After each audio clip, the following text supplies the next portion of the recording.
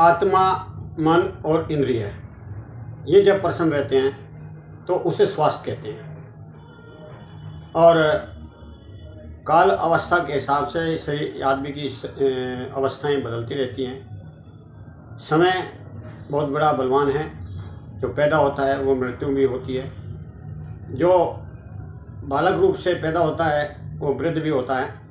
लेकिन जब तक आप जीवित रहें, आपको बुढ़ापा ना सताए, ऐसा हमारे एक वीडियो पर विषय है कि आप सदा जवान कैसे दिखाई दें। इसका मतलब यह है जवान जैसे कैसे रहें। जरा का मतलब है शरीर का टूट फूट होना, पुराना हो जाना, व्याधियों से युक्त होना, आपका हर धातु कमज़ोर होना और वात पित्त कफ दोष ये विषम हो जाना, इसी से वृद्ध अवस्था होती है और इसी से ही रोग उत्पन्न हो जाते हैं। हमने कुछ लोगों को जवानी में वृद्ध होते हुए देखा है। उन लोगों के लिए ये वीडियो है जो अकाल वृद्ध अवस्था में आ जाते हैं। और वृद्ध अवस्था में भी आप किसी के आश्रित ना रहें, ऐसा कुछ हम उपाय बताएंगे जो आयुर्वेद में हमारे ऋषि महर्षि का बताए हुए हैं। लेकिन आज हम आपको वो घरेलू उपयोग बताएंगे जो आप कर सकते हैं बड़े आसानी से, क्योंकि व्यस्तता इतनी बढ़ गई है लोगों की कि वो समय अपने शरीर के लिए भी नहीं देते। वैसे में अगली वीडियो ऋषि महर्षियों ने जैसे हमें रसायन क्रिया करने के लिए बताया है, आप वृद्ध से युवा परिवर्तन हो जाता है, वो विधि मैं अगली वीडियो में बताऊंगा। इस वीडियो में आपको एक साधारण से प्रयोग जिनसे आपको वृद्ध अवस्था ना आए, और आ भी गई हो तो उसमें आप एक जवान की तरह अपने कार्य करते रहें, किसी का सहारा ना बने आप, बल्कि किसी को सहारा देने के लायक रहें। यही एक सुखद आयु है।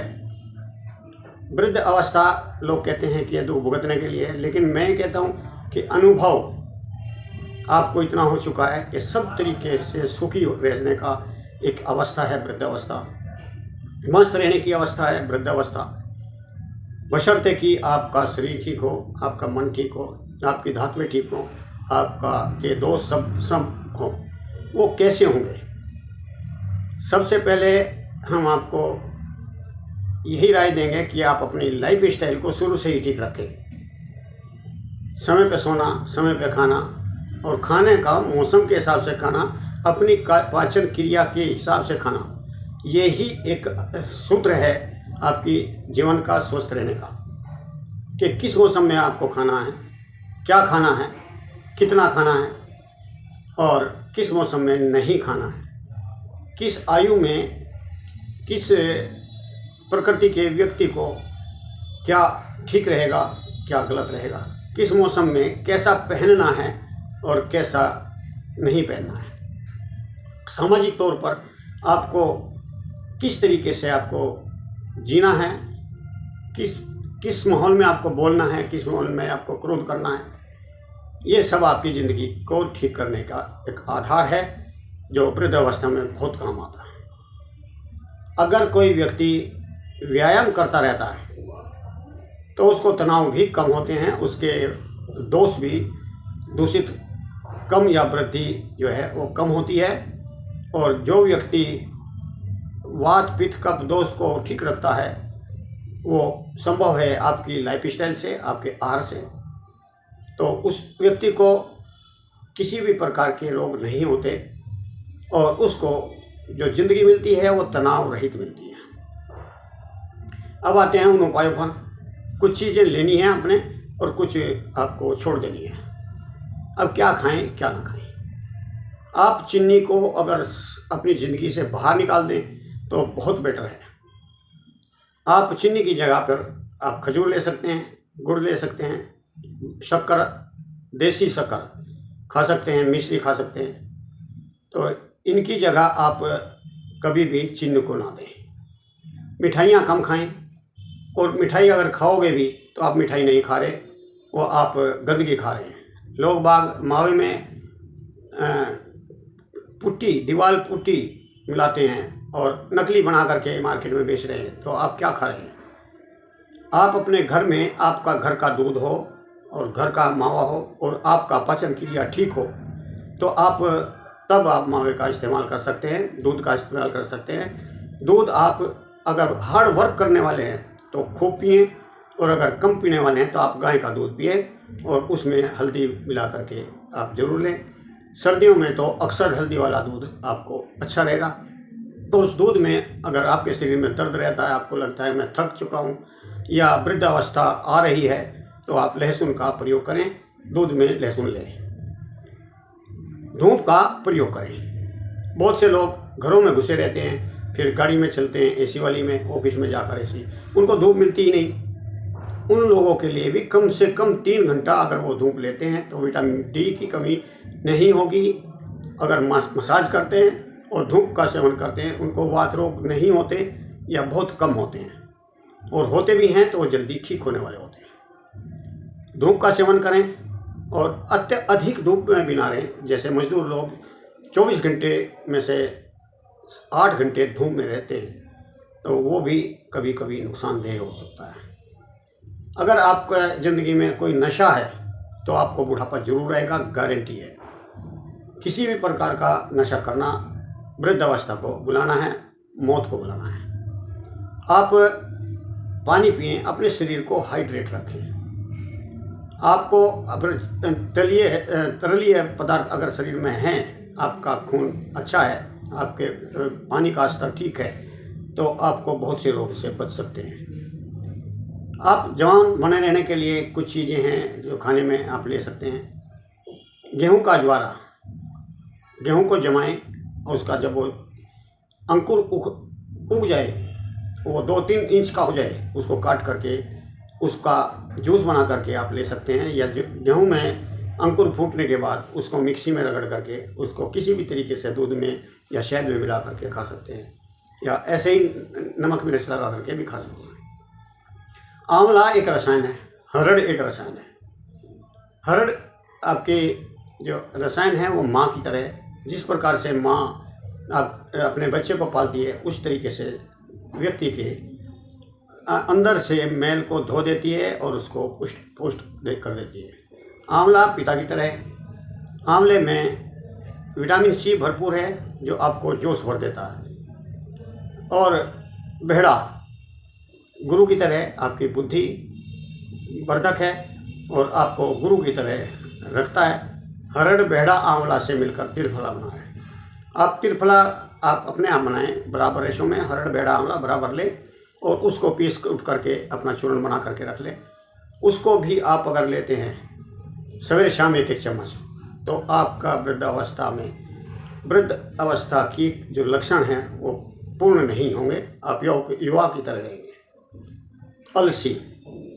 अलसी को सर्दी के दिनों में आप भून करके रख लें, 1 चम्मच सवेरे 1 शाम में। आप अपनी सब्जी में ले सकते हैं, आप इसको दूध में खीर की तरह बना करके भी ले सकते हैं। अंकुरित अनाज, कोई भी अनाज है अंकुरित करके आपको खाने से पौष्टिक बन जाएगा। इस तरीके से आपको पौष्टिक आहार लेने हैं, ड्राई फ्रूट्स लेने हैं।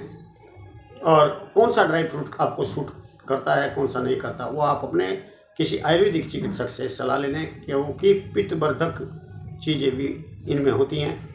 अगर पित्त प्रकृति के हैं तो आपको एसिडिटी का रोग हो सकता है, आपके शरीर का अम्लीय माहौल बन सकता है, तो एसिडिक बेस में रोग ज़्यादा लगते हैं। तो इसलिए आप सलाह कर लें, या फिर मेरे कमेंट में आप इस वीडियो में नीचे कमेंट में लिखें, तो मैं आपसे कुछ लक्षण पूछूंगा और आपको बता दूंगा कि आपको ये चीज़ खानी चाहिए या नहीं खानी चाहिए। केला खाएं, केले से आपको ज़बरदस्त पौष्टिक चीज़ मिलती है, विटामिन मिनरल्स मिलते हैं। और नारियल लें, नारियल से अगर आप दूध आपको सूट नहीं पड़ता तो इसका नारियल का दूध बनाकर ले सकते हैं, नारियल का पानी पी सकते हैं, नारियल का जो आप मावा मिठाई बना सकते हैं। नारियल से शरीर का अम्ल कम होता है, अम्लीय जो आपका बेस बन चुका है उसको ठीक करता है, ये एल्कलाइन है।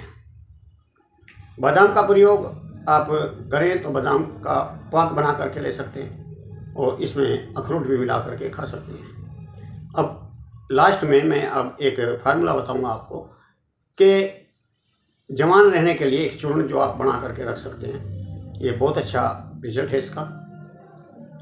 भृंगराज चूर्ण 100 ग्राम, आंवले का चूर्ण 50 ग्राम और काले तिल 50 ग्राम, इनको अच्छी तरीके से कूट लें और फिर उसमें बराबर का गुड़ मिला करके अच्छी तरीके से उसको कूट पीस कर अच्छी तरह से मिला करके रख लें या इसकी गुड़ पट्टी की तरह बना लें। रोज़ इसमें से 10 से 20 ग्राम खाएं। इसके खाने से बुढ़ापे में भी जवानों की तरह कार्य करता है, हष्ट पुष्ट हो जाता है। ध्यान रखें आपका वात पित्त कफ ना बिगड़ जाए, क्योंकि कई लोग विरुद्ध आहार करते हैं। जैसे रात को आप दूध और दही का प्रयोग करना, दूध दही का प्रयोग रात को नहीं होता, ये दोपहर तक ही उचित होता है। छाछ और दही को कभी गर्म नहीं करते, गर्म करके नहीं लेना है। और इसी तरीके से फलों के साथ में दूध नहीं लेना है। हाँ, अगर कोई बहुत ही सूखा आदमी है तो उन्हें केला और आम को दूध के साथ ले सकते हैं। हो सके तो जितना बच सके तो बचें, क्योंकि विरुद्ध आहार है। आप कभी भी मछली दूध नहीं लेते तो मछली दूध के साथ आप मूली बीन मत खाएं। दूध के साथ कभी नमक नहीं लिया जाता, ये विरुद्ध आहार है। विरुद्ध आहार से बचें, सदाचार का आचरण करें और अपने धातुओं को बचा करके रखें। बैड हैबिट हो तो उनको छोड़ दें। कई लोग जो है ना अपनी बैड हैबिट को बुढ़ापे तक रखते हैं और मेरे हिसाब से वो हर महीने हॉस्पिटल में कुछ ना कुछ दान दक्षिणा चढ़ाते रहते हैं। धन्यवाद, आज इतना ही। फिर अगली वीडियो मिलते हैं, उसमें बताएंगे हम ऋषि महर्षियों के हिसाब से शरीर का कायाकल्प कैसे होता है और रसायन विधि से आप अपने आप को जवान कैसे बनाए रख सकते हैं। धन्यवाद। जय हिंद, जय भारत।